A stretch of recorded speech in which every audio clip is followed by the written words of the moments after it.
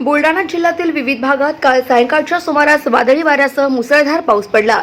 बुलढाणा, मोताळा, सिंदखेड राजा, देऊळगाव राजा, शेगाव, खामगाव, जळगाव जामोद आणि मलकापूर शहरात विजांच्या कडकडाटात आणि तुफानी वादळी वाऱ्यासह पाऊस बरसला आहे।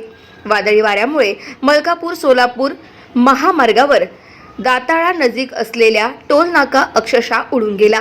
मात्र सुदैवाने यात कोणतीही जीवितहानी झालेली नाही। शिवाय वाऱ्यामुळे बऱ्याच ठिकाणी मोठमोठी झाडे उन्मळून रस्त्यावर पडली आहे। अनेक ठिकाणी झाडे विद्युत तारांवर पडल्याने तारा तुटल्यात, त्यामुळे विद्युत पुरवठा खंडित झालाय, तर ग्रामीण परिसरात अनेक घरांची पडझड झालेली आहे।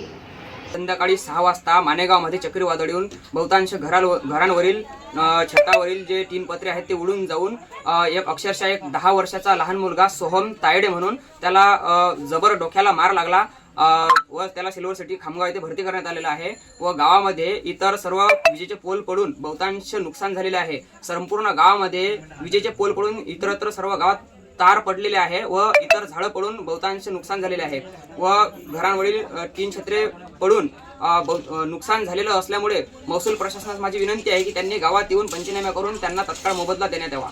व गाव माझा न्यूज करिता प्रवीण मोरे, शेगाव, बुलढाणा।